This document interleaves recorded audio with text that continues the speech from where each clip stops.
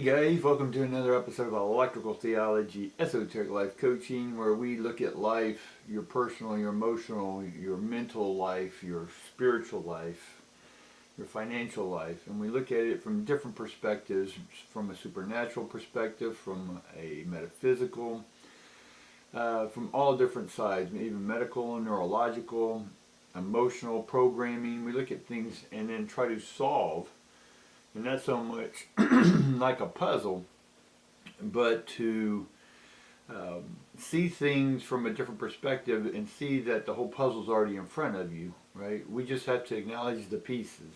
All right, we're going to talk about more of that here in a second.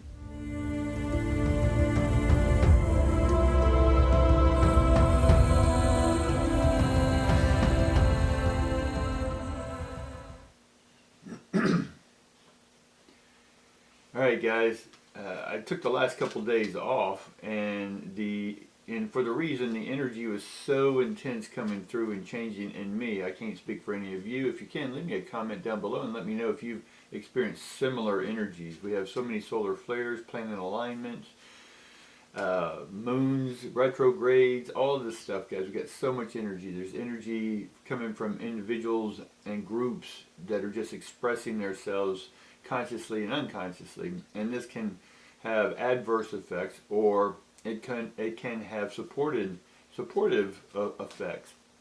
But mostly, I'm seeing and hearing a lot of intense energy and emotions, and people purging out what needs to be purged, not only physically out of their body. You may call it a cold or flu or something like that, or maybe ailments in the left side of your body.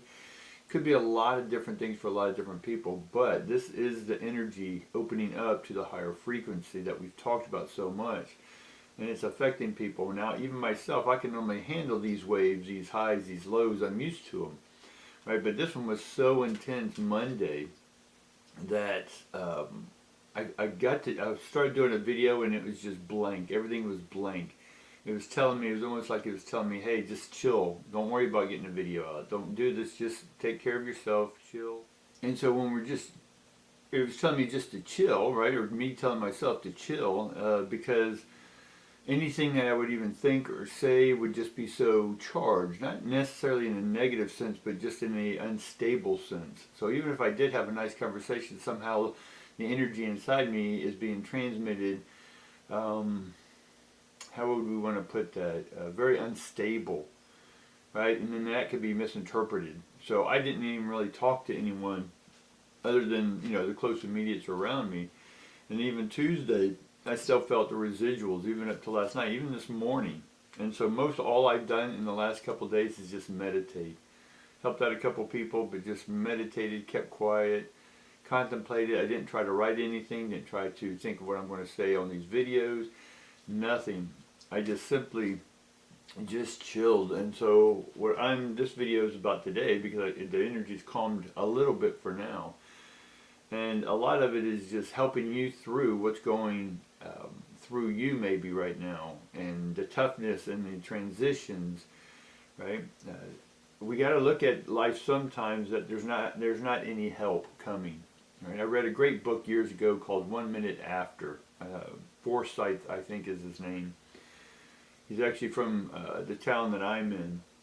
And anywho, this book was about post-apocalyptic. Now, I'm not saying that that's going to happen and all that. There's always storms. There's always millions of people dying from storms and everything, and has been since the beginning of time. Today is no different. We do have a few more flares and this and that, but we haven't been around for billions of years that we have recorded information. So no one really knows, is this the worst storm ever? Is this the worst solar storm ever? We don't know. Just in our short recorded history can we compare things to. So we don't know a lot. What I'm telling you now is that the energy that's coming and that's here is changing us, augmenting us out of Australopithecus or Homo habilis. We're not those reiterations of the human anymore. After 2025, we're going to change into a new one. We can call it transhumanism. We can call it Homo illuminus, as I call it, or any other name that someone chooses to give it. But it's a new augmentation, new evolution of the human species with a higher frequency, able to do more, see more, be more. And so through this transition, in this book I talked about, we got to look at life sometimes that no one's coming to your rescue. There's no deity coming to your rescue. Now, I know that can be controversial, but this is not a solid conversation. This is a fluid conversation, right? I want it to help you think that if you're still waiting and relying on something, be it a person, place, or deity, or angel, or something to come rescue you, I want you to think for a second, if they weren't coming to rescue you, whose shoulders does it lie upon for you to get up and going? You're right, it's yours. And so we need to take on that feeling of responsibility that it's up to us to get things going. Yes, we can temporarily and in a short time have others help us, but let's look at this from a divine sense, that the next stage of evolution is not them taking care of you, but you taking care and helping with the universe and keep it running. Does that make sense? So now you're the one in charge. There's no one coming to your rescue, right? You're the one who has to re-cue your life.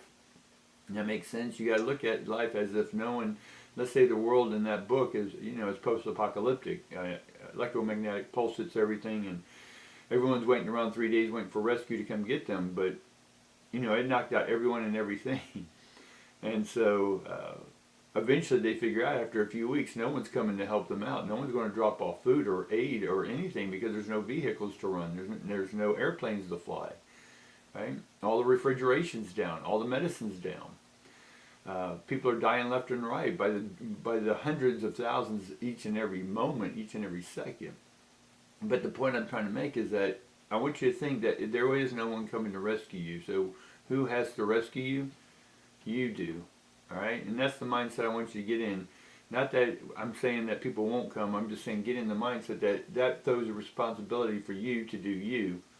Right? And not expect things from other people. If they do, awesome.